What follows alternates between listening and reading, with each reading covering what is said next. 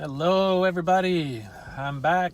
I know it's been a few days, but like I said before, I was trying to just kind of let it settle now since everything seemed to hit a stride and I wasn't having like any what I would say are significant changes because I have now found a new baseline, which is good and much improved from the other ones. So this is day 13, and I wanted to share some of the things that I've noticed now that did change for the better. And once again, work time, right? Love what I do, so you'll probably see me in this uniform a lot, and of course in the car.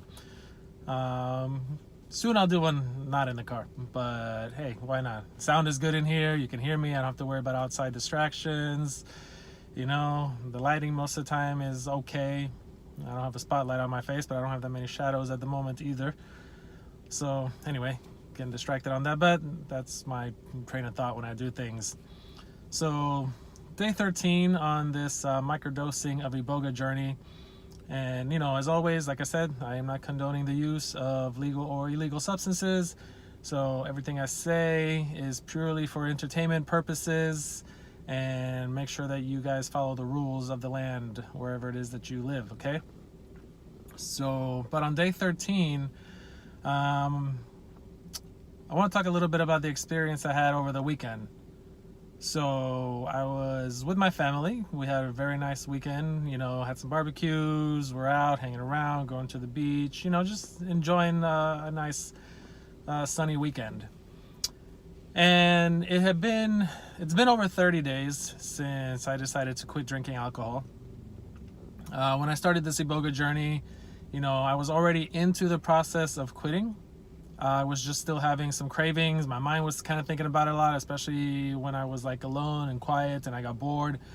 So I was struggling with that, like wanting to get rid of the craving, you know, to have a drink.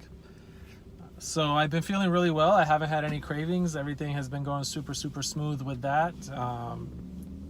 So this weekend, you know, when I was offered a beer, I was like, yeah, why not, right? Let me test it, because that's just something that I do. I'm like, okay, if this is working and I'm resetting these neural connections the way I'm supposed to be, and I'm resetting the addictions, I need to test it, right? Because I need to bring this information to people. I need to know. I can't just assume that it worked. I can't, you know, just say it worked and then never again like test it. It's not the way I work. So I push things. I try to find the edges and push beyond them if possible, just to see what works, what doesn't work.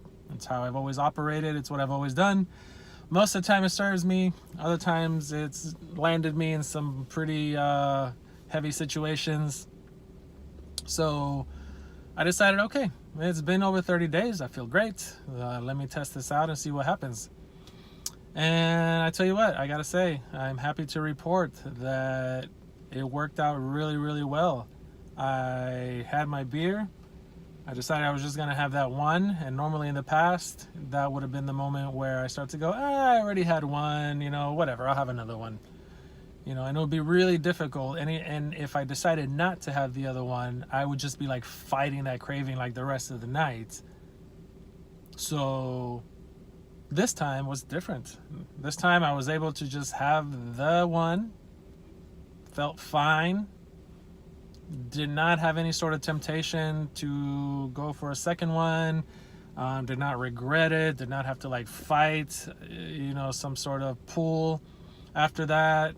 It was very, very nice to just be able to like enjoy it, have fun, chill out, you know, socialize, and not have this little like thing that I was fighting in the back of my mind that I was trying to control. So that is a very, very positive thing, very amazing thing. And I do have to report something else though. And this is personal for me, my own body, my own experience. And that is that I did have the beer, and beer contains gluten. And I'm sensitive to that. I have been, you know, genetically tested. I do contain the SNPs that have gluten sensitivity. I'm not like full-blown celiac, so I don't get, you know, super sick. I don't, you know, my stomach doesn't bother me that bad as long as I have kind of a low dose. And I didn't consider that, but here's what did happen. I noticed that the following day it did trigger some anxiety. And it took me a minute to really put it together because I'd been feeling so well that I just didn't understand like where it was coming from. Everything has been going super positive. Everything was super good. Yet I was having a day where I was like feeling anxious and I didn't know where it was coming from. I didn't know what had triggered it until I started to think. And, I spoke with my mother, who's a functional medicine doctor, and we had a conversation, and she said, yeah, absolutely. That is one of the most common side effects for people with a gluten sensitivity who don't think they are reacting is it can trigger anxiety. So just a little something for you guys to be aware of, something, if you're dealing with anxiety and depression and things like that, and you think you're cleaning up everything else, but once in a while, you're having a beer or you're having a little bit of gluten here and there from something. And that's not just in beers also. Rum sometimes is made with gluten, contains hops and things that act similar to gluten. So gluten is not just the gluten-free you see on labels at the store. That's a very small amount. Lots of trace gluten in many, many, many products.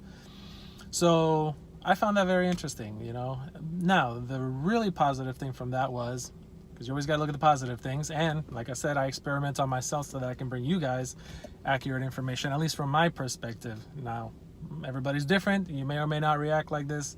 This is just me, and if it's going to help somebody out there, then that's why I do this. But the good thing that happened from that was, because of my experience with this Iboga and the way that I've been able to control my anxiety now and basically get rid of it, like it doesn't affect me like it used to, I knew that it was my body reacting. So my mind stayed very calm. I didn't freak out as in the past when I would get an anxiety attack and it would just begin this cascade of thoughts that just led down a very dark hole where eventually I found myself with, rapid heart rate and sweating and, completely in a state of panic, not knowing what the fuck triggered it. So this time it was just the body responding. And I noticed that. I was aware enough. My mind was aware enough. I was in the moment enough to go, no, this is not normal. There's no reason for me to be anxious. My mind was clear enough to understand that it was a physiological response that was occurring in my body. So emotionally and mentally, it didn't freak me out, which was awesome. And it made it pass by that much faster. So that was my experience for day 13. And I will come back and give you guys another update maybe in another 2 or 3 days. Okay, I am going to up the dose again. Now I'm at the point where I just test. All right, that's what I do. So I'm going to test. I'm going to see how it feels on a slightly higher dose, maybe 1.2 grams, something like that. I was told 1.5. Really, any more than that is unnecessary. And that's higher than most people will go anyway on a microdose. So I don't plan on doing more than that anyway. I don't want to push it that bad. I don't need to get into the psychedelic side of the Iboga.